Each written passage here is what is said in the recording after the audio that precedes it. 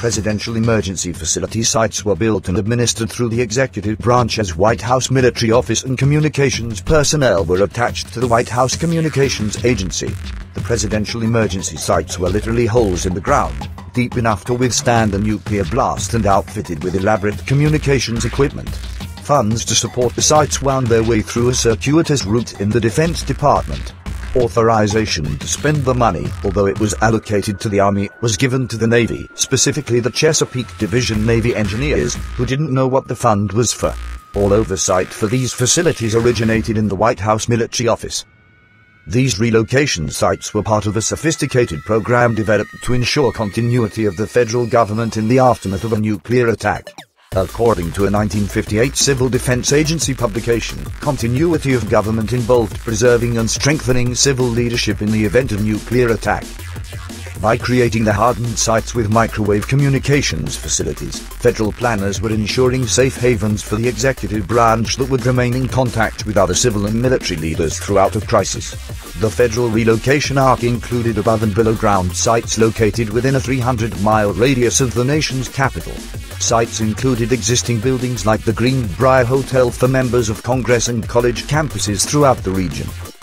The sites in the arc, key to ensuring open lines of communications, were built in a network that relied upon line-of-sight microwave technology.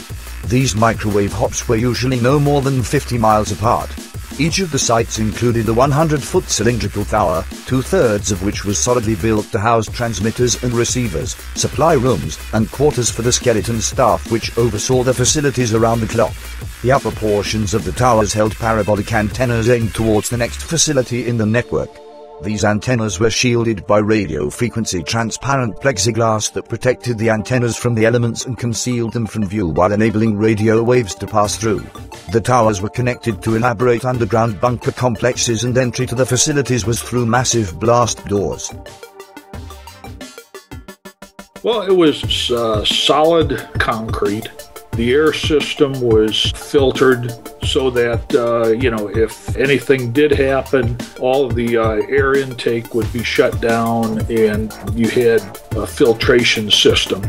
Everything was, I guess, primarily engineered with the concrete. There was always some possible problems with the antenna decks where we had spare microwave dishes that could be put in temporarily if anything happened that a blast would be close enough to tear off some of the dishes. We had spare dishes that we could put in a fairly short period of time that we could replace them.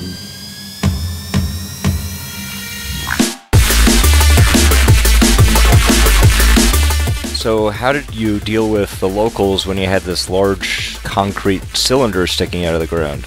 Well, the people around Mercersburg thought it was a water tower. When Khrushchev visited Camp David in the late 50s, they had a wooden fence around the area around the tower at Camp David, and they put waterworks on it so Khrushchev wouldn't know what it was. I'm not sure about any other locations, but people in Mercersburg thought it was a big water tower sitting out there.